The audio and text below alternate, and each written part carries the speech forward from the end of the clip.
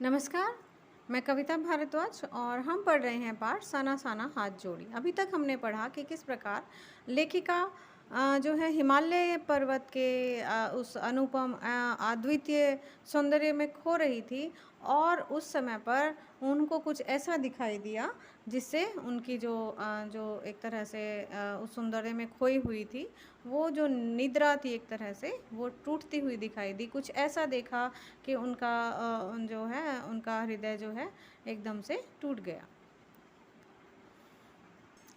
तो ऐसा उन्होंने क्या देखा, तो उन्होंने देखा कि कुछ पहाड़ी औरतें जो थीं वो पत्थर तोड़ रही थी कोमल शरीर के साथ। उन्होंने बड़े-बड़े टोकरियों में अपने जो बच्चे थे उनको भी लिया हुआ था। मातृत्व और श्रम साधना एक साथ हो रही थी उनकी। और वहीं पर बोर्ड ऑर्गेनाइजेशन के कर्मचारी से लेखिका ने पूछा कि यह क्या हो रहा है? तो उसने जवाब दिया, उसने चुगलबाज़ी के अंदाज़ में बताया कि जिन रास्तों से गुज़रते हुए आप हिम शिखरों से टक्कर लेने जा रही हैं, मतलब हिम शिखरों को देखने जा रही हैं, जिन रास्तों से होकर गुजरते हुए, उन्हीं रास्तों को ये पहाड़ी ने चौड़ा बना रही हैं। बड़ा खतरनाक कार्य होगा यह। मेरे मुंह से अकस्मात निकल गया, अकस्मात अचानक से निकला।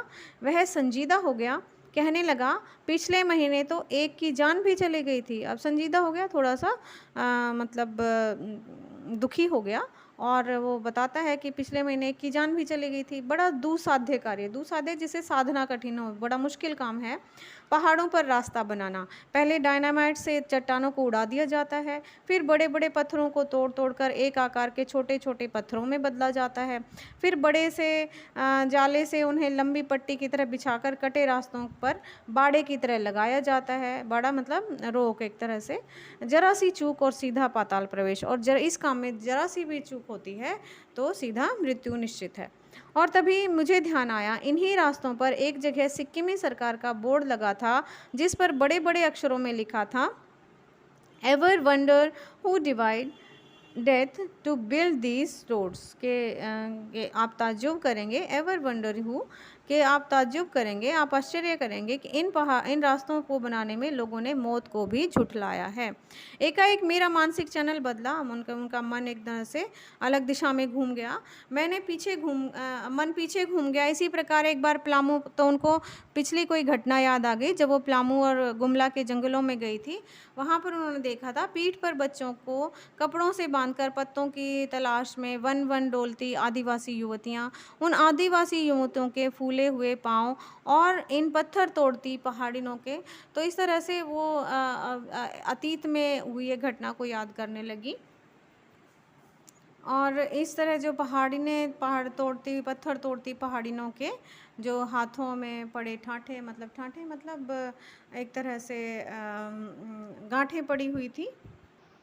तो गांठें इस तरह से उनके हाथों में पड़ी हुई थी। एक ही कहानी कह रहे थे कि आम जिंदगियों की कहानी हर जगह एक सी है, कि आम लोग जो हैं वो हर जगह एक जैसा जीवन जीते हैं। आम लोग जो हैं उनकी सारी मलाई एक तरफ, और सारे आंसू, अभाव और यातना और वंचना एक तरफ, कि एक तरफ तो यहाँ पर समाज में एक उच्च वर्ग और निम्न वर्ग, उनके यहाँ पर एक तरह से दोनों में विभिन्नता दिखाई है। और तभी मेरी सहयात्री मणि और जितेन मुझे खोजते वहाँ आ गए थे। मुझे गमगीन देख जितेन कहने लगा, मैडम, ये मेरे देश की आम जनता है, इन्हें तो आप कहीं भी देख लेंगी। आप इन्हें नहीं, पहाड़ों की सुंदरता को देखिए जिसके लिए आप इतने पैसे खर्च करके आई हैं। अब ये आम जनता है, जो हमारे देश की आम जनता है, उसके बारे में यहाँ बता रहे हैं, जो हमारे लिए इस तरह से जो पहाड़ों का रास्तों का निर्माण करते हैं, जिन पर चलकर लोग पहाड़ों की सुंदरता को देखने आते हैं। तो वो ये देश की आम जनता ही नहीं, जीवन की प्रति संतुलन भी है। जीवन का संतुलन वो बनाकर चल रही हैं। ये वेस्ट एंड रीपेइंग है। तो रीपेइंग मतलब कम लेकर ज़्यादा देना, एक तरह से हम कह सकते हैं। वेस्ट एंड रीपेइंग, कम लेती हैं, मतलब ये आम जनता है जो जिनको बदले में कुछ इतना खास नहीं मिलता, कितना कम लेकर ये समाज को कितना अधिक वापस लौटा दें। जिस तरह का वो काम करती हैं वो उसके बदले उन्हें बहुत कम वापस मिलता है। मन ही मन सोचा मैंने, हम वापस जीप की ओर मुड़ने लगे कि तभी मैंने देखा वे श्रम सुंदरियाँ किसी बात पर इस कदर खिलखिलाकर हँस पड़ी थी कि जीवन लहरा उठा था। एकदम से इस खतरनाक कार्य को करते हुए भी जब वो हँस पड़ी खिलखिलाकर, तो जैसे ऐसा लगा कि जीवन वहाँ पर दिखाई दे रहा और सारा खंडहर जो अभी तक उनके मन में जो ख़्याल आ रहे थे, उनको देखकर वो दुखी हो रही थी, उनकी हँसी को देखकर वो खंडहर ताजमहल बन गया। उनको देखकर उनके मन में भी खुशी आ गई। हम लगातार ऊंचाइयों पर बढ़ते जा रहे थे। जितेन बता रहा था, अब हम हर मोड़ पर हेयर पिन बेंट लेंगे और तेज़ी से ऊंचाई पर चढ़ते जाएंगे। हेयर पिन बेंट के ठीक पहले एक पड़ाव पर देखा 7-8 वर्ष की उम्र के ढेर सारे पहाड़ी बच्चे स्कूल से लौट रहे थे और हमसे लिफ्ट मांग रहे थे। जितेन ने बताया, हर दिन 3-3.5 किलोमीटर की पहाड़ी चढ़कर ये बच्चे स्कूल जाते हैं। क्या स्कूल बस नहीं? मणि ने के पूछने पर जितेन हंस पड़ा। मैडम, यह मैदानी नहीं, पहाड़ी इलाका है। मैदान की तरह यहाँ कोई भी आपको चिकना बर्फीला नहीं मिलेगा, मतलब मोटा थुल मतलब कोई चिकना और इस तरह से नहीं मिलेगा। यहाँ जीवन कठोर है। नीचे तराई में से ले देकर एक ही स्कूल है। दूर दूर से बच्चे उसी स्कूल में जाते हैं और सिर्फ पढ़ते ही नहीं हैं, इनमें से अधिकांश बच्चे शाम के समय अपनी माँओं के साथ मवेशियों को चराते हैं, पानी भरते हैं, जंगल से लकड़ियों के भारी भारी गट्ठर ढोते हैं। खुद मैंने भी ढोए हैं। वो स्वयं के बारे में भी बता रहा है कि खुद मैंने भी इस तरह से काम किया है। खतरा अब धीरे धीरे बढ़ने लगा था क्योंकि वो और ऊंचाई पर जा रही थी। रास्ते कमज़ोर पतले होते जा रहे थे, संकरे होते जा रहे थे और कई बार लगता जैसे रास्तों को इंच टेप से नाप कर एक जीप जितना ही चौड़ा बनाया गया, तो कि रास्ता जो है उसको जैसे ऐसा लग रहा था कि नाप कर बनाया गया है कि एक जीप जो है वहाँ से गुजर सके। अब जरा सा संतुलन बिगड़े और इंच भर भी जीप इधर उधर खिसके तो हम सीधे घाटियों में, सीधे थोड़ा सा भी सावधानी हटी और वो सीधे घाटियों में जा सकते थे। इन रास्तों पर जगह जगह लिखी चेतावनियां भी हमें खतरों के प्रति सजग कर रही थी। सामने ही लिखा था, धीरे चलाएं, घर में बच्चे आपका इंतज़ार कर रहे हैं। थोड़ा और आगे बढ़े कि फिर एक चेतावनी, beware man eater around, के वहाँ पर चारों तरफ मैन ईटर जो हैं जानवर पशु हैं, तो वहाँ पर उसके लिए भी सावधान किया गया था। पर हमें नरभक्षी जानवर नहीं, दूध देने वाले याक दिखे। पहाड़ों पर दूध देने के लिए जो याक हैं वो वहाँ पर उनका दूध निकाला जाता है। काले काले ढेर सारे याक, पहाड़ों पर गिरती बर्फ से प्राकृतिक ढंग से रक्षा करने वाले घने घने बालों वाले याक उनको वहाँ पर दिखाई दिए। सूरज ढलने लगा था। हमने देखा कुछ पहाड़ी औरतें गायों को चराकर वापस लौट रही थी। कुछ के सिर पर लकड़ियों के भारी भरकम गट्ठर थे। ऊपर आसमान फिर धुंध और बादलों से घिरा हुआ था और उतरती संध्या में जीप अब चाय के बागानों से गुजर रही थी कि फिर एक दृश्य ने मुझे अपनी ओर खींचा। नीचे चाय के हरे भरे बागानों में कई युवतियां बोकू पहने, बोकू वहाँ की सिक्किम परिधान है, चाय की पत्तियां तोड़ रही थी। नदी की तरह उफान लेता उनका यौवन और श्रम से दमकता गुलाबी चेहरा उनको दिखाई दे रहा था। एक युवती ने चटक लाल रंग का बोकू पहन रखा था। सघन हरियाली के बीच चटक लाल रंग डूबते सूरज की स्वर्णिम और सात्विक आभा में कुछ इस कदर इंद्रधनुषी छटा बिखेर रहा था कि मंत्रमुग्ध सी मैं चीख पड़ी थी। इतना अधिक सौंदर्य मेरे लिए असहाय था। इतनी सुंदरता वो अपने मन में समा ही नहीं पा रही थी, उसे वो सहन ही नहीं कर पा रही थी। युमथांग पहुंचने के लिए हमें रात भर लायुंग में पड़ाव लेना पड़ा। युमथांग पहुंचने के लिए रास्ते में उन्होंने एक जगह पड़ाव भी लिया, एक जगह पर वो बीच में रुके भी। गगनचुंबी मतलब गगन को चूमने वाले बहुत ऊंचे ऊंचे जो पहाड़ थे, उसके तल में सांस लेती एक नन्ही सी शांत बस्ती लायुंग। सारी दौड़ धूप से दूर जिंदगी यहाँ निश्चिंत सो रही थी। समय रात हो गई थी और वहाँ पर सब सो रहे थे। उसी लायुंग में हम ठहरे थे। तिस्ता नदी के तीर मतलब किनारे पर बसे लकड़ी के एक छोटे से घर में मुंह हाथ धोकर मैं तुरंत ही तिस्ता नदी के किनारे बिखरे पत्थरों पर बैठ गई थी। सामने बहुत ऊपर से बहता झरना नीचे कल कल बहती तिस्ता नदी में मिल रहा था। मध्यम मध्यम हवा बह रही थी, धीरे धीरे हवा बह रही थी। पेड़ पौधे झूम रहे थे। गहरे बादलों की परत ने चांद को ढक रखा था। बाहर परिंदे, लोग अपने घरों को लौट रहे थे। वातावरण में अद्भुत शांति थी। चारों तरफ एक अलग ही तरह की शांति दिखाई दे रही थी। मंदिर की घंटियों से घुंघरों की रुनझुनाहट सी आँखें अनायास भर आई। ऐसे वातावरण को देखकर अचानक ही उनकी आँखें भर आई। ज्ञान का नन्हा-सा बोधिसत्व जैसे भीतर उगने लगा, उनको कुछ ज्ञान ऐसा होने लगा। वहीं सुख, शांति और सुकून है, जहाँ अखंडित संपूर्णता है, जहाँ संपूर्णता है, जिसे अखंडित, जिसे खंडित नहीं किया जा सकता। और वही शांति, वहाँ सुकून उनको वहाँ देखने को मिला। पेड़, पौधे, पशु और आदमी सब अपनी-अपनी लय, ताल और गति में हैं। हमारी पीढ़ी ने प्रकृति की इस लय, ताल और गति से खिलवाड़ कर अक्षम्य अपराध किया है। अक्षम्य मतलब जिसे क्षमा ना किया जा सके। तो जिस तरह से मनुष्य ने प्रकृति के साथ खिलवाड़ किया है, उसका एक रूप हमारे सामने है। जिस तरह से पहाड़ों पर बादल फट रहे हैं, पहाड़ नीचे आ रहे हैं, भूस्खलन पहाड़ पर होता जा रहा है। तो ये प्रकृति के जो अपराध हैं हमने किए हैं, प्रकृति को के साथ जो हमने खिलवाड़ किया है, उसका ही परिणाम है। हिमालय अब मेरे लिए कविता नहीं, दर्शन बन गया था। एक दार्शनिक की तरह जो है हिमालय को वो देख रही थी, वो उनके लिए अब कविता नहीं, एक दर्शन की तरह दिखाई दे रहा था। अंधेरा होने से पहले ही किसी प्रकार डगमगाती शिलाओं और पत्थरों से होकर तीस्ता नदी की धार पर पहुंची। बहते पानी को अपनी अंजुलि में भरा तो अतीत भीतर धड़कने लगा। स्मृति में कौंधा। हमारे यहाँ जल को हाथ में लेकर संकल्प किया जाता है। तो हमारे यहाँ परंपरा है कि जल को हाथ में लेकर संकल्प किया जाता है। क्या संकल्प करूं? जैसे उनके मन में आया तो उन्होंने सोचा कि मैं क्या संकल्प करूं, पर मैं संकल्प की स्थिति में नहीं थी। भीतर थी एक प्रार्थना, एक कमज़ोर व्यक्ति की प्रार्थना। भीतर का सारा हलाहल, मतलब हलाहल विष, सारी तामसिकताएं, सारी बुराइयां बह जाएं इसी बहती धारा में। वो मन ही मन ये प्रार्थना कर रही थी। रात धीरे धीरे गहराने लगी। हिमालय ने काला कंबल ओढ़ लिया था, चारों तरफ अंधेरा छा गया था।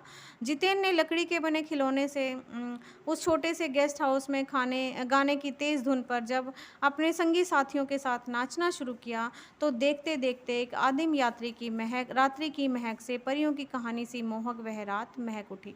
तो उसका सारा जो वातावरण था उस रात का, वो सारा वातावरण जादुई हो उठा। एक तरह से मस्ती और मादकता का ऐसा संक्रमण एक तरह से संयोग जो है हुआ कि एक एक कर हम सभी सैलानी गोल गोल घेरा बनाकर नाचने लगे। मेरी 50 वर्षीय सहेली मणि ने कुमारियों को भी मात करते हुए, मतलब लड़कियों को भी जो है उनको पछाड़ते हुए जो जानदार नृत्य प्रस्तुत किया कि हम सब अवाक उसे ही देखते रह गए। कितना आनंद भरा था उसके भीतर। कहाँ से आता था इतना आनंद कि वो इतनी खुश, इतनी कैसे थी। लायोंग की सुबह बेहद शांत और सुरम्य। जो लायोंग जहाँ पर वो पहुँचे थे, बीच में उन्होंने पड़ाव लिया था, तो वहाँ की सुबह बहुत ही सुंदर और शांत थी। तीस्ता नदी की शांत धारा के समान ही कल कल बहती हुई थी। अधिकतर लोगों की जीविका का साधन पहाड़ी आलू थे, धान की खेती और दारू का व्यापार। सुबह मैं अकेले ही टहलने निकल गई थी। मुझे उम्मीद थी कि यहाँ मुझे बर्फ़ मिलेगी, पर अप्रैल के शुरुआती महीने में यहाँ बर्फ़ का एक कतरा भी नहीं था।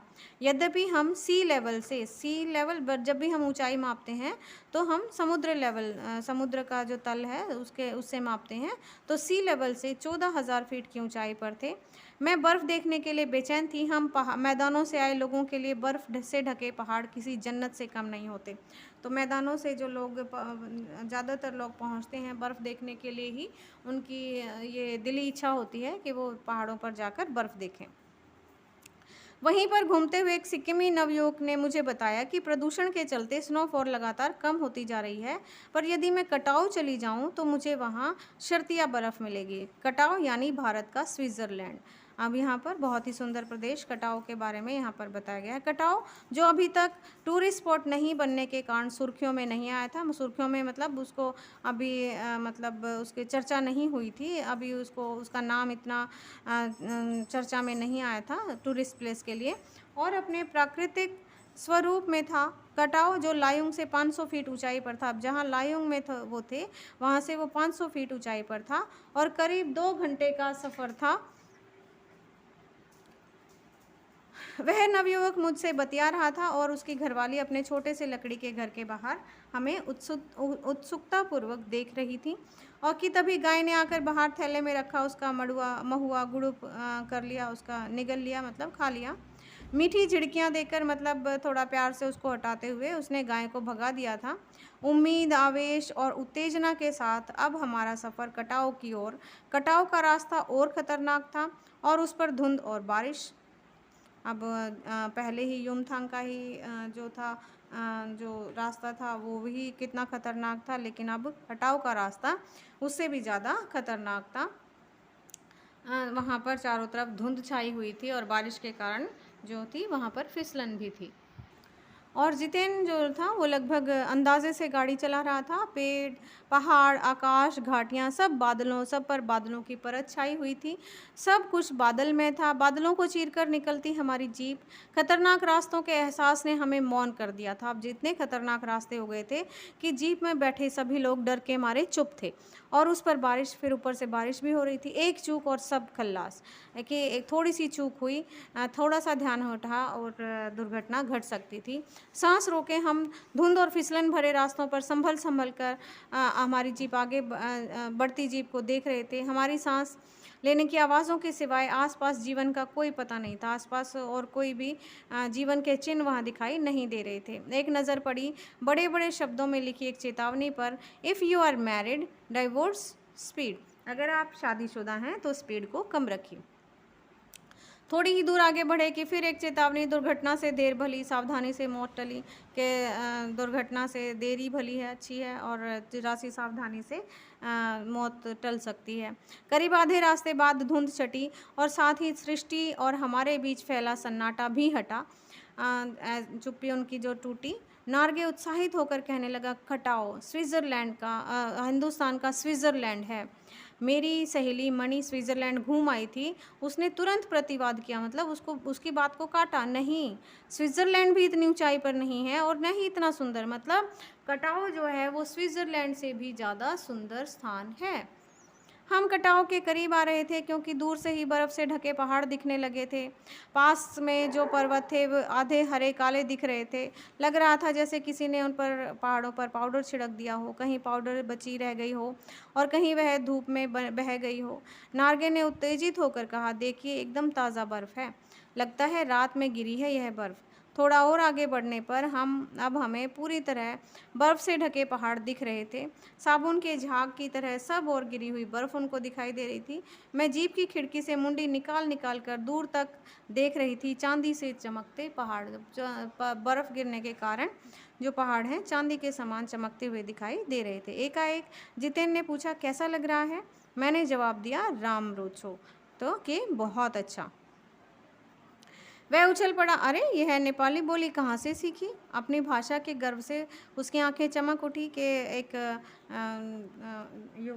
मतलब जो मैदानी क्षेत्रों से आई हुई एक स्त्री के मुख से उन्होंने जब नेपाली भाषा सुनी तो वो एकदम खुश हो गया। और तभी किसी चमत्कार की तरह हल्की हल्की बर्फ़ एकदम महीन महीन मोती की तरह गिरने लगी और उसी समय वहाँ पर बर्फ़ गिरना शुरू हो गई। तिमरो माया सेंधे मलाई सताऊं छू, तुम्हारा प्यार मुझे सदैव रुलाता है। चहूँ और बिखरी है बर्फीली सुंदरता। जितेन के मन में भी थाप लगाने लगी थी, मतलब जितेन का मन भी इस तरह से गाने लगा था। प्रेम की झील में तैरते हुए झूम झूम गाने लगा था वह। हम सभी सैलानी अब जीप से उतरकर बर्फ़ पर कूदने लगे थे।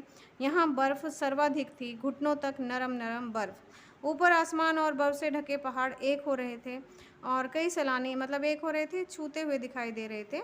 बर्फ़ पर लेटकर हर लम्हे की रंगत को कैमरे में कैद करने में लगे हुए थे। कुछ जो साथ में थे वो इन क्षणों को अपने कैमरों में कैद करने में लगे हुए थे।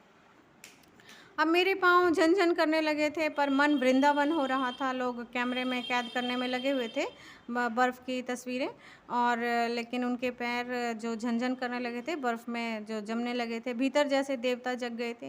ख्वाहिश हुई कि मैं भी बर्फ़ पर लेटकर इस बर्फीली जन्नत को जी भर के देखूं, पर मेरे पास बर्फ़ पर पहनने वाले लंबे लंबे जूते नहीं थे। मैंने चाहा कि किराए पर ले लूँ, पर कटाओ युमथांग और झांकू लेक की तरह टूरिस्ट स्पॉट नहीं था।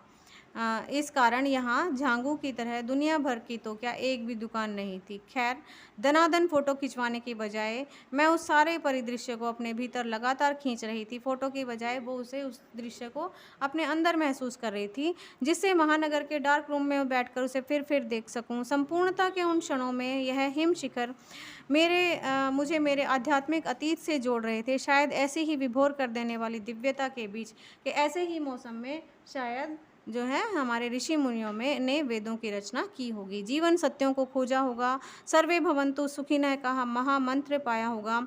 अंतिम संपूर्णता का प्रतीक वह सौंदर्य ऐसा कि बड़े से बड़ा अपराधी भी इसे देख ले तो कुछ क्षणों में ही वो सही करुणा का अवतार बुद्ध बन जाए। और तभी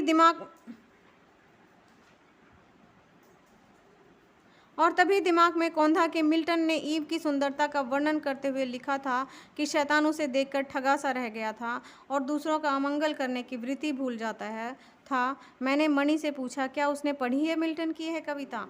पर मणि उस समय किसी दूसरे ही सवाल से जूझ रही थी। वह एकाएक दार्शनिकों की तरह कहने लगी, ये हिम शिखर जल स्तंभ हैं पूरे एशिया के पूरे एशिया को इन्हीं हिम शिखरों से जल प्राप्त होता है। देखो, प्रकृति भी किस नायाब ढंग से सारा इंतज़ाम करती है। सर्दियों में बर्फ़ के रूप में अब यहाँ पर प्रकृति किस तरह से जल का संचय करती है, जल की संचय की कैसी व्यवस्था प्रकृति ने की है। तो वही वो कह रही थी, सर्दियों में बर्फ़ के रूप में जो है जल संग्रह कर लेती है प्रकृति और गर्मियों में पानी के लिए जब तराही मचती है तब ये ही बर्फ़ शिलाएँ पिघल जलधारा बन हमारे सूखे होठों को तरावट पहुंचाती हैं। कितनी अद्भुत व्यवस्था है जल संचय की। मणि ने अभिभूत हो माथा नवाया, मतलब प्रणाम किया। जाने कितना ऋण है हम पर इन नदियों का, हिम शिखरों का। संसार कितना सुंदर, स्वप्न जगाते उन लम्हों में मैंने सोचा। पर तभी उदासी सी एक झीनी सी परत मुझ पर छा गई। उड़ते बादलों की तरह पत्थर तोड़ती उन पहाड़ियों का ख्याल आ गया। जैसे उनको उन पहाड़ियों का ख्याल आया तो वो सारा जो है वो उनके अंदर दर्द दुख जो है वो फिर से उभरने लगा। आत्मा के अनंत परतों को छीलता हुआ हमारा यह सफ़र थोड़ा और आगे बढ़ा और तभी इक्का दुक्की फौजी छावनियाँ दिखी। ध्यान आया, यह बॉर्डर एरिया है, थोड़ी दूरी पर ही चीन की सीमा है। एक फौजी से मैंने कहा, इतनी कड़कड़ाती ठंड में, उस समय तापमान -15 डिग्री सेल्सियस था, आप लोगों को तकलीफ़ होती होगी। अब जैसे ही उन्होंने एक फ़ौजी से ये पूछा कि आप लोगों को यहाँ इतनी ठंड में तकलीफ़ होती होगी, तो तभी जो है उसने उत्तर दिया, हंस दिया और उदास हंसी और एक चैन की नींद कि आप चैन की नींद सो सकें इसलिए हम यहाँ पहरा दे रहे हैं। फेरी भेटुला, फिर मिलेंगे। कहते हुए जितेन ने जीप चालू कर दी। थोड़ी देर बाद हम वहाँ फिर दिखी एक फ़ौजी छावनी जिस पर लिखा था, we give our today for your tomorrow, कि हम तुम्हारे आज के लिए तुम्हारे कल के लिए अपना आज दे रहे हैं, बलिदान कर रहे हैं। मन उदास हो गया, भीतर कुछ पिघलने लगा। जैसे ही उनके बारे में उनको फ़ौजियों के बारे में उन्हें ख्याल आया तो उनका मन जो है वो दुख से भर गया।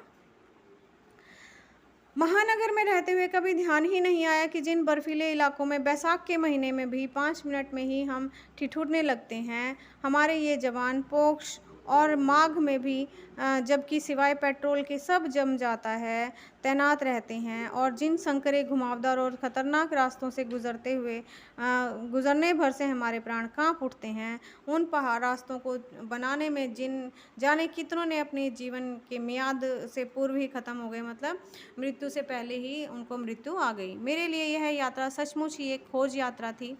पूरा सफ़र चेतना और अंतरात्मा में हलचल मचाने वाला था। बहरहाल अब हम लायुंग वापस लौटकर फिर से युमथांग की ओर वापस जा रहे थे। वो जितेन कुछ दिन पूर्व ही नेपाल से ताज़ा आया था। युमथांग की घाटियों में एक नया आकर्षण और जुड़ गया है, ढेर प्रियुता और रोडोडेंड्रन के फूल। जितेन बताने लगा, बस 15 दिनों में ही देखिएगा, पूरी घाटी फूलों से इस कदर भर जाएगी कि लगेगा फूलों की सेज रखी हो। यहाँ रास्ते अपेक्षाकृत चौड़े थे। अब वो नीचे वापस आ रहे थे तो नीचे उनको चौड़े रास्ते दिखाई दे रहे थे। इस कारण खतरों का एहसास कम था। इन घाटियों में कई बंदर भी दिखे, कुछ अकेले तो कुछ अपने बाल बच्चों के साथ। बहरहाल घाटियों, वादियों, पहाड़ों और बादलों की आंख मिचौली दिखाती, पहाड़ी कबूतरों को उड़ाती हमारी जीप जब युमथांग पहुंची तो हम थोड़े निराश हुए। बर्फ से ढके कटाव के हिम शिखरों को देखने के बाद युमथांग फीका लगा और यहाँ भी एहसास हुआ कि मंजिल से कहीं ज़्यादा रोमांचक होता है मंजिल तक का सफ़र। अब कटाव के बारे में जब उनको याद आया कि वहाँ पर कोई टूरिस्ट स्पॉट नहीं था, इसीलिए वहाँ की प्राकृतिक सुंदरता अभी तक बची हुई थी। बहरहाल युमथांग में चिप्स बेचती एक सिक्किमी युवती से मैंने पूछा, क्या तुम सिक्किमी हो? नहीं, मैं इंडियन हूँ, उसने जवाब दिया। कि किस तरह से उसने अपने जो स्टेट, अपने राज्य को नहीं दर्शाया, बल्कि अपने आप को उसने भारत से जोड़ा कि नहीं, मैं इंडियन हूँ। सुनकर बहुत अच्छा लगा। सिक्किम के लोग भारत में मिलकर बहुत खुश हैं। पहले भारत का अंग नहीं था सिक्किम। जब सिक्किम स्वतंत्र रजवाड़ा था तब टूरिस्ट उद्योग इतना फला फूला नहीं था। हर एक सिक्किमी भारतीय आबोहवा में इस कदर घुल मिल गया है कि लगता ही नहीं कि कभी सिक्किम भारत में नहीं था। जीप में बैठने को हुए कि तभी पहाड़ी कुत्ते ने रास्ता काट दिया। मनी ने बताया, ये पहाड़ी कुत्ते हैं, ये भौंकते नहीं हैं, ये सिर्फ चांदनी रात में ही भौंकते हैं। मनी ने उनको बताया कि ये जो पहाड़ी कुत्ते हैं वो केवल रात में ही भौंकते हैं। क्या विस्मय और अविश्वास से मैं उसे सुनती रही। क्या समुद्र की तरह कुत्तों पर भी पूर्णिमा की चांदनी कामनाओं का ज्वार भाटा जगाती हैं? जैसे समुद्र में जो है चांदनी रात में पूर्णिमा के समय ज्वार भाटा आता है, तो उनको ये जानकर आश्चर्य हुआ। लौटती यात्रा में जीप में भी जितेन हमें रकम रकम की जानकारियाँ देता रहा। रकम रकम अलग अलग तरह की जानकारियाँ देता रहा। मैडम, यहाँ एक पत्थर है जिस पर गुरु नानक के फुटप्रिंट हैं। गुरु नानक जी के फुटप्रिंट हैं, पैरों के निशान हैं। कहते हैं यहाँ गुरु नानक की थाली से थोड़े से चावल छिटक कर बाहर गिर गए थे। जिस जगह चावल छिटक कर गिरे थे वहाँ चावल की खेती होती है। करीब 3-4 किलोमीटर बाद ही मैंने फिर उंगली दिखाई। उसने फिर उंगली दिखाई। मैडम, इसे खेदुम कहते हैं। यह पूरा लगभग 1 किलोमीटर का एरिया है। यहाँ देवी देवताओं का निवास है। यहाँ जो गंदगी फैलाएगा वह मर जाएगा। तो यहाँ पर वहाँ के लोगों की कैसी मान्यता है कि वो अपने आसपास को स्वच्छ बनाए रखना चाहती हैं, और मान्यता है कि अगर वो वहाँ कोई गंदगी फैलाएगा तो मर जाएगा। तुम लोग पहाड़ों पर गंदगी नहीं फैलाते? उसने जीप निकालते हुए कहा। नहीं मैडम, पहाड़, नदी, झरने, हम इनकी पूजा करते हैं। इन्हें गंदा करेंगे तो हम मर जाएंगे। तभी गैंगटोक कितना सुंदर है, मैंने कहा। गैंगटोक नहीं मैडम, गंतोक कहिए। इसका असली नाम गंतोक है। गंतोक का मतलब है पहाड़। मैं कुछ पूछती कि फिर से चालू हो गया। मैडम, युमथांग भी पहले टूरिस्ट स्पॉट नहीं था। यह तो सिक्किम जब भारत में मिला उसके कई वर्षों बाद भारतीय आर्मी के कप्तान शेखर दत्ता के दिमाग में आया कि यहाँ सिर्फ फौजियों को रख कर क्या होगा। घाटियों के बीच रास्ते निकालकर इसे टूरिस्ट स्पॉट बनाया जा सकता है। आप देखिए, अभी भी रास्ते बन रहे हैं। हाँ, रास्ते अभी भी बन रहे हैं। नए नए स्थानों की खोज अभी भी जारी है। शायद मनुष्य की इस समाप्त खोज का नाम है सौंदर्य। मन ही मन में कहती हूँ और जीप आगे बढ़ने लगती है कि मनुष्य के का जो नए नए स्थानों की खोज करने का जो एक तरह से इच्छा है, वो उसी के कारण हम अलग अलग स्थानों को देख सकते हैं, उनकी खोज करते हैं, और इस तरह से हमें उन स्थानों को देखने का अवसर मिलता है। तो इस तरह ये था हमारा पाठ, साना साना हाथ जोड़ी। आशा है आपको समझ आया होगा, और आप इस पर कमेंट कर सकते हैं। धन्यवाद।